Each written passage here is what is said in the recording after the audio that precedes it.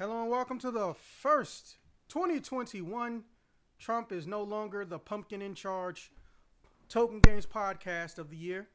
I'm your host and the slightly less stressed, but also kind of hungry referee, your friendly neighborhood Zach Stat Pearson. And today I'm joined by the left hand to my right, because I'm better at fapping, a one officer 9000 plus one. Why'd you have to go and say that? I mean, it would be weird to have your buddy's hand be used for that. You can pick your nose. Okay, Your friend can point. pick his nose, but you can't pick your friend's nose. Anyways. This is normally the part where I ask you how was your New Year's and what did you do all 2020, but everyone knows what everyone did all 2020 unless you're a rich, arrogant, shithead douchebag. So let's just get into the topics and get our minds off 2020 since it's in hindsight. Ha! Pun. The Borderlands movie is being directed by Eli Roth. I'm never sure if it's Eli or Eli Roth. Also, Kate Blanchett and Kevin Hart is in it. We all know the stigma that is made, but this is made by Eli Roth, who is skilled and actually cares about the property. But do we think this should even happen in live action or at all for the franchise? Topic 2. Is it possible to censor VR chat? I don't have an issue with adults speaking a certain way, but VR chat has no true age restrictions. At least not right now. So what do you think can or should be done? What should Koei Tecmo's next move be? Part 3. As most of you remember, or probably don't, Dead or Alive 6 marketing and monetization was a smut trash fire, and they actually cut support for the game prematurely and removed the lead designer from the entire project. We assumed they were just upgrading it for the next gen consoles, but it seems they were not. Do you think they're just going to sit on their ass and count money, or possibly just focus on other titles they're making for now? Follow up to that question. If you ran Tecmo Koei, would you stop making Dead or Alive games in the franchise or drop all microtransaction garbage and go back to limited DLC and focus on more making a good game? And if we have time, because I usually like to have these things around 40 minutes plus, we'll have a bonus question. All right, officer, as is the normal staple, you start us off whilst I go throw trash away in the background and hope the mic doesn't pick it up. I did that. Well, I'm going to be actually kind of quick for most of these. For topic 1, it's a video game movie. Don't have high expectations. It's probably not going to be all that good, even with, actual good talent involved. So, yeah. Yeah, lowered expectations indeed. But yeah, I don't think it'll be any good. But I'm willing to be surprised. If it ends up good, I'll praise him for it. If it ends up shit, I won't be surprised. Now, for topic 2, the only way I can really think of how they can fix that would be in implementing, a sort of guidelines of these are the types of, avatars you can upload into the game. And maybe have it where, actually, no, that thought of mine, I'm going to cast it out immediately. The initial thought I had was, age-restricted sort of channels, but as we already established, they don't really have that, so honestly, that'd be pointless. But if they could implement some way to confirm people's ages, like maybe something through confirming with their Steam account, but then again, people can just lie on their Steam account, so there's that. But I don't know. I guess the only idea I have right now that could stick for topic 2 here would be restrict what sort of avatars people can upload for themselves in the VR chat. Oh, that's actually not too bad. Because, if one person ruins it for everyone else, well, they don't want to get sued. They don't want legal action to be thrown against them. So they gotta do what they gotta do. All right, topic 3. Oh, Dead or Alive. I think they're gonna still focus on making new titles, and maybe the next one, after how badly 6 came out in the end, maybe the next one they're gonna have it where, oh, we're not gonna put in as much microtransaction, or as many microtransactions. They're probably still gonna have a bunch of them though, as many as they think they can get away with. Basically.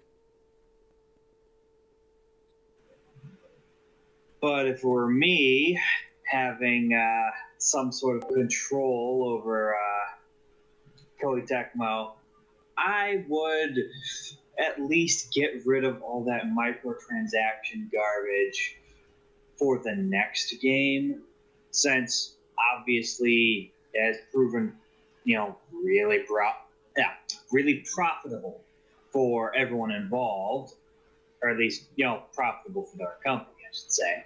So they're likely going to continue doing it, even regardless of what the person on top says, because hey, it's getting us money. So if I somehow were to get some kind of control over Koei Tecmo for this next game, I would tell them, don't put any of the microtransaction garbage in this, because you already burned up a lot of good faith with your fans and all that. You really don't want to double down on this and end up with another failure.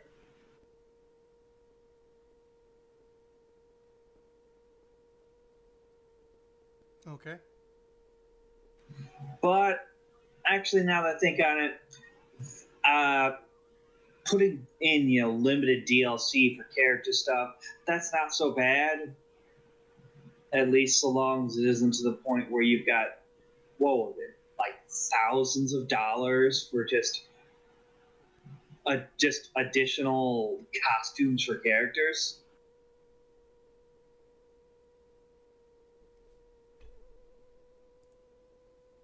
Say again. It was what, like thousands of dollars for the, or Oh yeah. no? So it got everything. Well, we could look it up on Steam, but I'm trying not to Angry Joe myself as much this year. But if you look it up on Steam, if you get every single piece of DLC that's offered, it's over 2,000 USD. And all Wow. of it is hair color changes or fucking outfit changes, with the exception of the DLC characters. Yeah, that shit's ridiculous.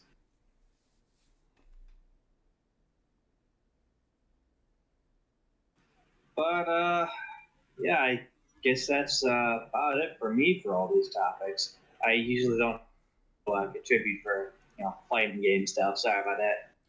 Nah, but yeah, we're definitely gonna have a bonus topic now. um, okay, so look, I just want to preference this by saying I am in no way at all intending to disrespect Eli Roth or imply that Eli Roth can't do his own goddamn job. Eli Roth, a Massachusetts born man, or Bostonian. I don't know why it's so fun to say Bostonian, but it is. Eli Roth has done more producing, I know him better for producing than directing. But that doesn't mean that he ain't done it before. Like he's some type of spring fucking chicken. But here's my thing. Of all the things Eli Roth has fucked around with, whether it's Cabin Fever, yes, Cabin Fever, or fucking The Man with the Iron Fist 2. Very, very strange shit with him. I'm not gonna lie. Eli Roth does not strike me as someone who was just born and died in the wool Borderlands fan. But to be fair, a lot of Hollywood people under the age of 40 or under 45, they're gamers. So I'm not going to sit up here and say that he automatically can't do the job or isn't qualified, because that would be me making an assumption about his hobbies. So what instead I'm going to say is he may have been better off in a producer's seat. Or he might just be, and this is what I'm scared of, he's only directing it because everyone else is scared to touch a fucking video game movie, even if they know the property. Eli Roth has done a lot of producing. People don't realize it because they expected him to be a traditional actor, but at a bare minimum, this man has produced over over 50 different, entertainment projects, and I'm curious on his net worth. Eli Roth. I know that doesn't mean much, but this is going to be a tiny ass episode if I didn't stretch it in some way, shape, or form. 20 million. Okay, that's not too bad. My real concern is just the fact that if he does know the property, why the fuck didn't he just make the movie CG? That's all he had to do. All he had to do was make the movie CG. Because if you take the Borderlands cast and you put them in, the Borderlands 2 trailer, which a lot of people kind of got miffed about because it implied that the Borderlands 2 cast and the Borderlands 1 cast were going to, be playable together in some way. But, yeah, that would be the shit. And also, actors would get a lot cheaper. But honestly, I don't think if he even wanted to do a movie that was about a video game, he shouldn't have chose Borderlands. Because pissing off the Borderlands fans is very easy to do because they pretty much don't trust fucking, what's his name? The guy in charge. Randy Pitchford. Yeah, because he's basically a fucking sociopath who's in love with money. And trying to get him some young snatch. But hey, I'm not gonna say he cheated on his wife, but his personality is easily capable of doing it. Anyways, the way I look at it, he should have either made it an animated movie. Maybe he should have called up Addy Sankar, get some advice, because they kind of sort of in that same little bubble of producers that actually, try to do quality shit. They don't just want to do something because, well, someone else is going to pay for it and I might be able to snag a little profit, win or fail.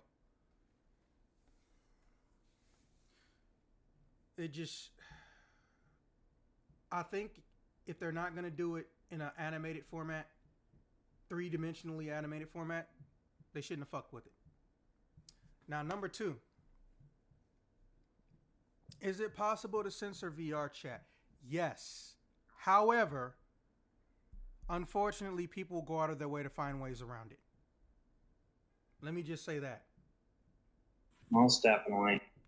The first thing is that if you have a children-only VR chat section, guess what?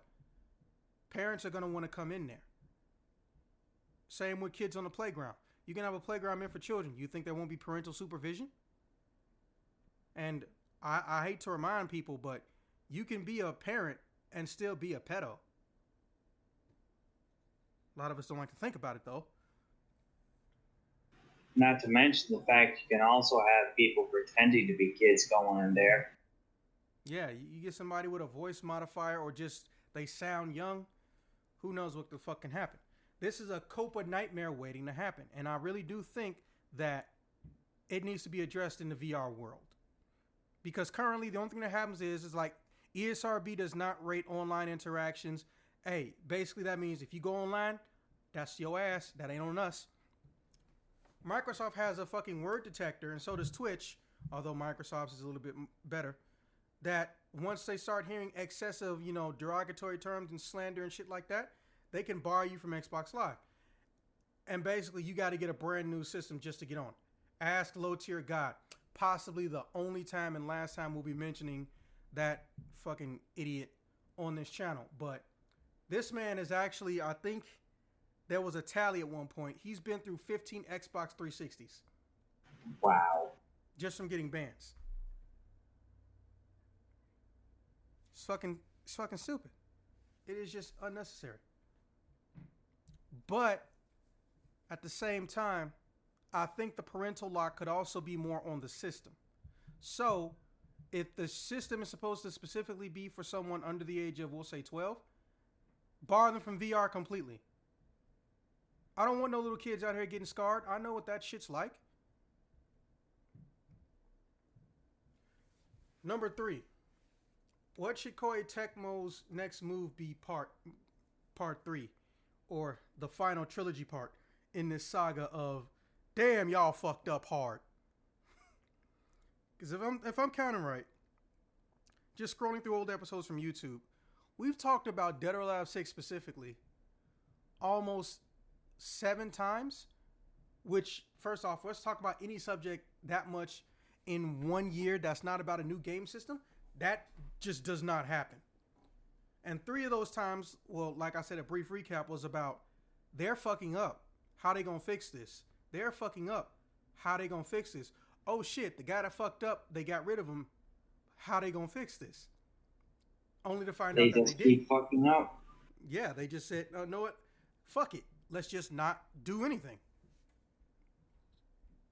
So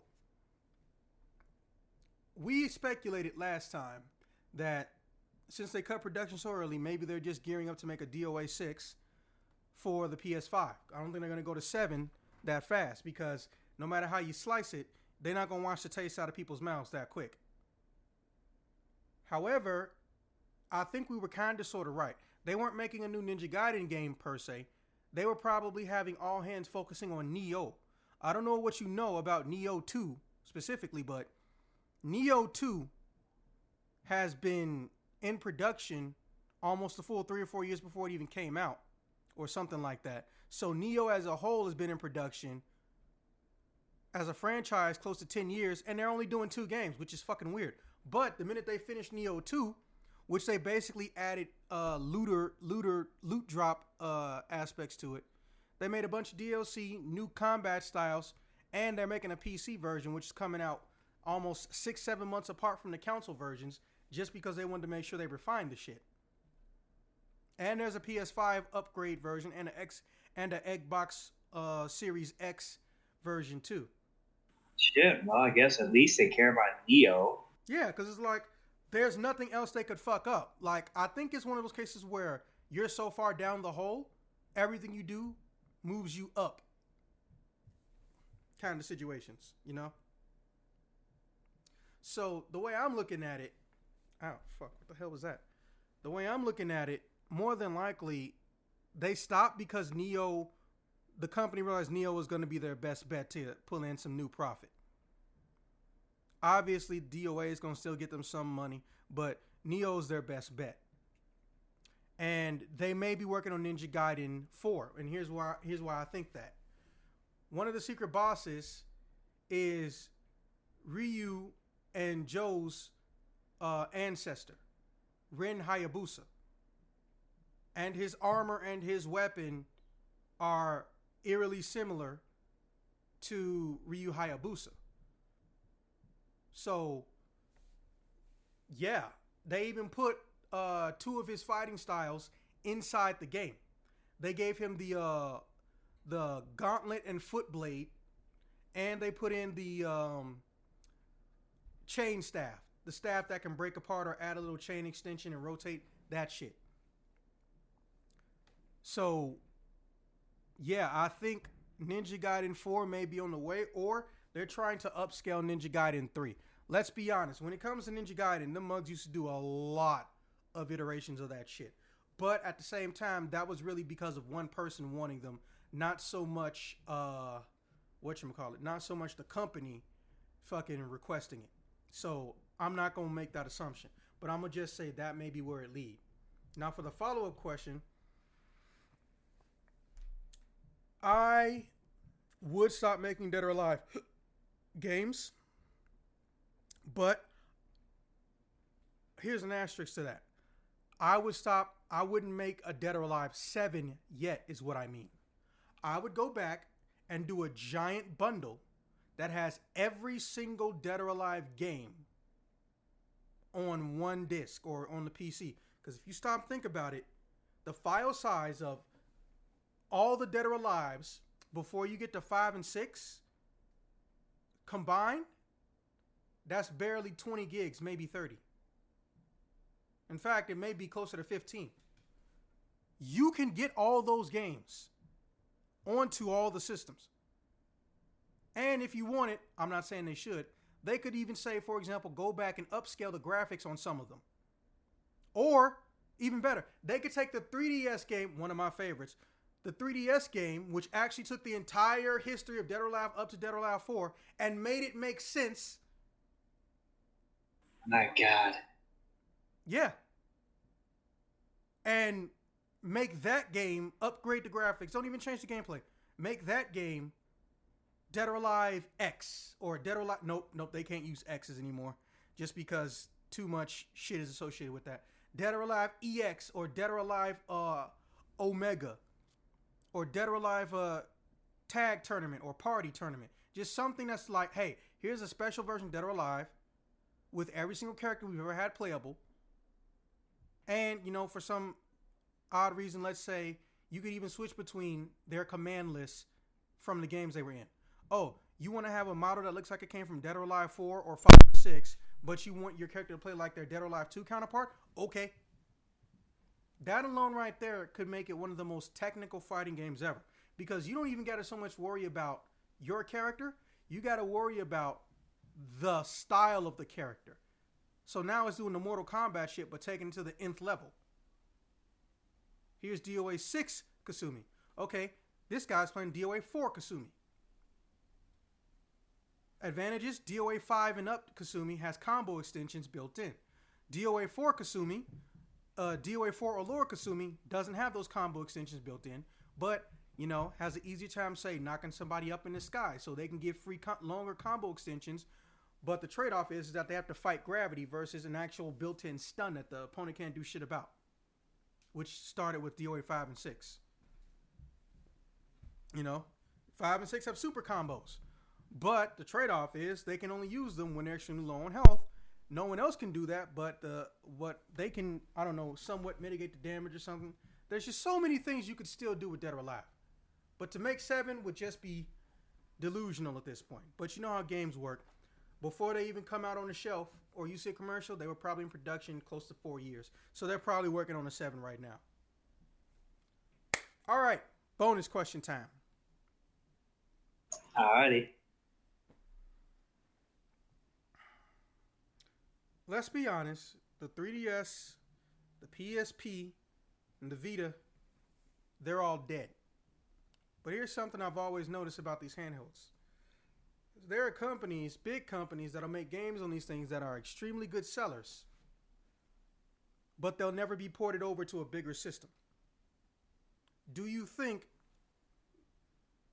these companies should go out of their way to take these games that, you know, big console people may have never even heard of and upscale them, or just do a collection port?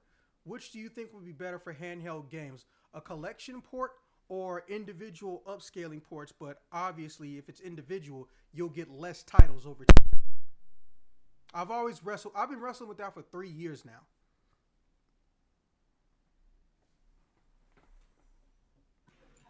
Well, I assume you're going to have me answer first? I was specifically asking you. But yeah. I'm also going to type out the question on some level, just so, you know, it's easier to understand. But you sound like you got it. Yeah, I got a response for this. After I cough.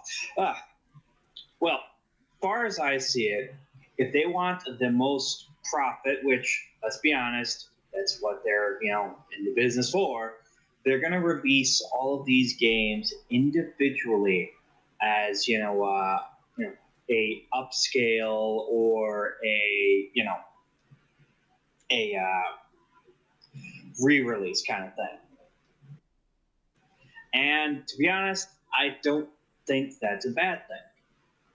It worked for a few kind of, thinking on it, there's only one really high profile example in recent memory that I can think of, and that was Persona 4 Golden hitting Steam, which apparently was a huge hit. Which honestly, I'm not all that surprised because there's a lot of fans for the Persona series, and well, B4 Golden, in being released, I believe it was for the Vita, had a very limited market because it was released on the Vita.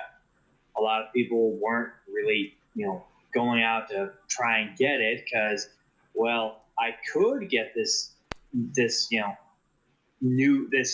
Persona 4 game with slightly more content and slightly better graphics, but to do that, I would have to get the PS Vita.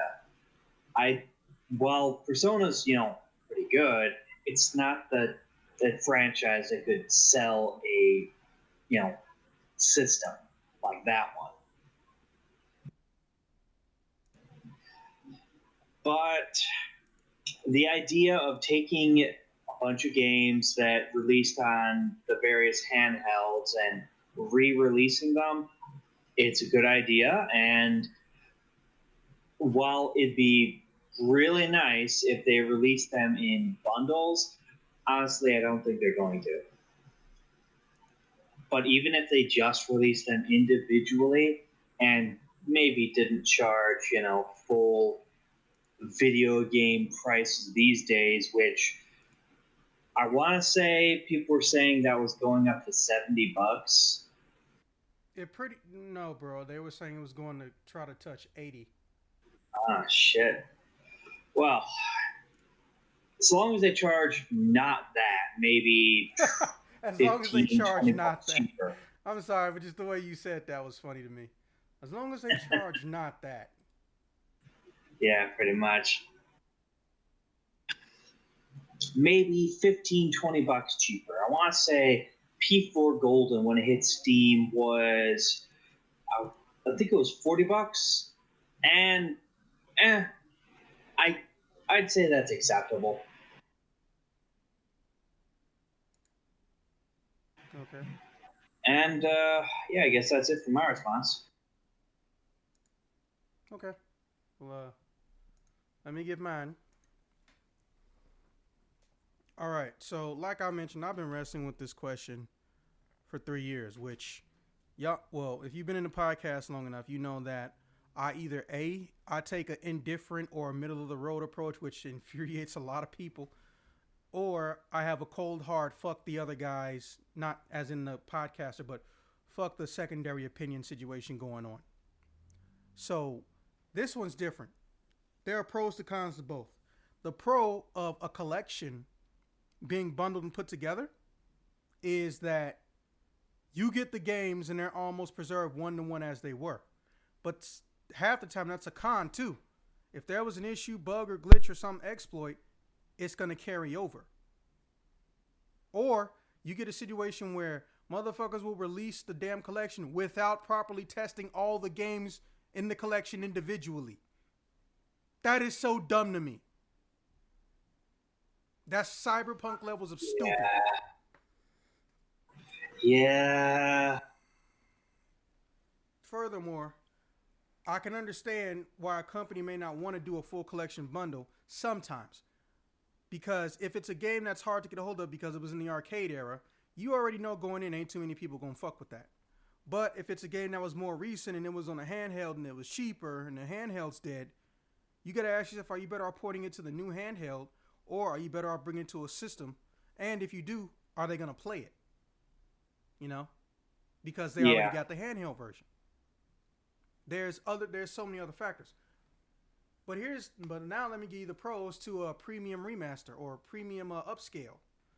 I prefer upscale over remaster anyway, because remaster implies that there's major overhaul and changes when some of the time it's literally just, hey, let's slap a new coat of paint on this bitch. No one will see the rust and STDs. The thing about those is that they may use it as an excuse to upscale the price from the original by a lot. And that could annoy or alienate some people who, they're very selective about what games they pick up.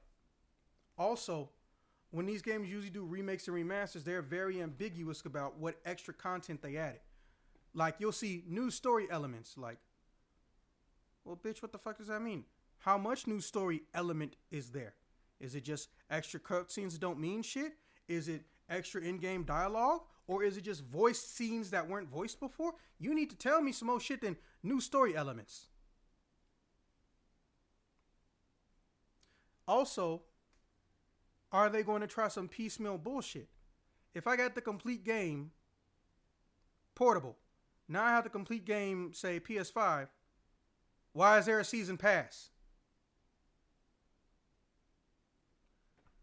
Oh, yeah. Yeah, I know that doesn't come up a lot, but it's only it's a Thanos situation. It's gonna happen. It's just, are you gonna be there for it or not? That's all it is. Are you gonna be there for it or not? Because at the end of the day, game companies want to make money. But the problem is, a lot of them have investors that don't just want to make money. They want all the money. They want everybody's money. They want to monetize every single thing you can. Let's not forget, 4 EA CEO scumbags or Activision scumbags ago, motherfucker said he wished there was a way to charge for every single bullet fired in a fucking Call of Duty or a shooter game. I remember that shit. Yeah, like no one even remembers who said it, but the fact that they did say it is the scary part. You think they won't try that? We already got to a point where before you buy a game, they'll give you some of the best weapons to start the game with, or for the game completely, entirely, just because you gave them money in advance. So you think they won't try to charge for bullets one day? Fuck out of here.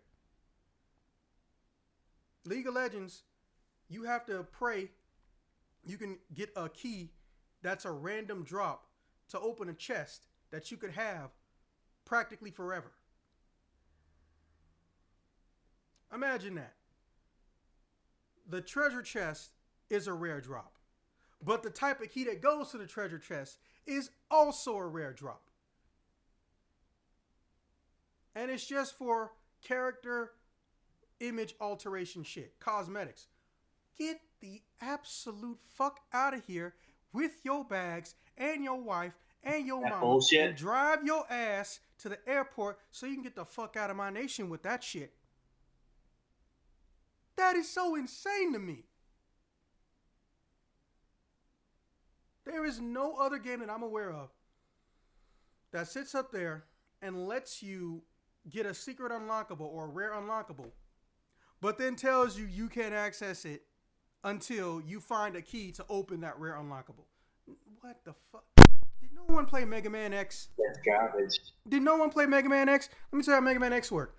Hey, guess what? We gonna give you this one piece of armor for free, but guess what? You know damn well there's a 5-part set. You just got 1 out of 5. Can you beat the whole game without this whole set? Yes, we can. Do you want to? Hell no. Don't nobody want their Mega Man looking like a fucking hoopty? But guess what? Once I found those armor pieces, I didn't have to gamble or play into a fucking lotto to get a rare drop that allowed me to put them on. Nope. Can you imagine if you put on shoes every day and you had to play a game of dice until you rolled snake eyes just to tie your own shoes up? Fuck that shit. Yeah. That's like someone saying, "Oh, hey, just so we're clear, I know I'm your wife and I love you and I want to willingly have sex with you and grow a family, but if you lose at Uno to some random stranger I don't meet, we're never having sex again." Like, there's no okay logic. So that's why I'm stuck, because I know companies will try to find a way to fuck this up. And if they don't, they'll have another developer or they'll have a third party make it, but then they won't overlook anything or give them the budget they need for quality assurance. And they'll just slop it on to something. Patch it later. The fuck? You want us to pay for your product, but you don't even want to respect your product.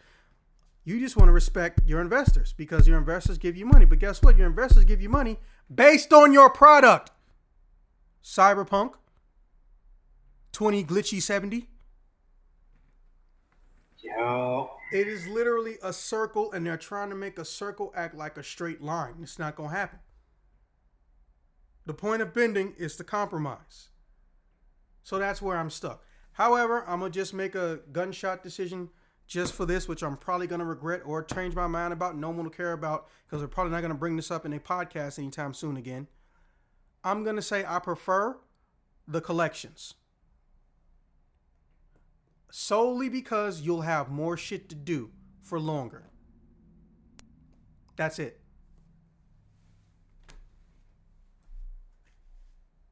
So yeah, with that being said, this has been a very brief episode of Token Games Podcast for the year. I'm your host and friendly referee, Zach Stat Pearson, and I'm joined by Officer 9000 plus one.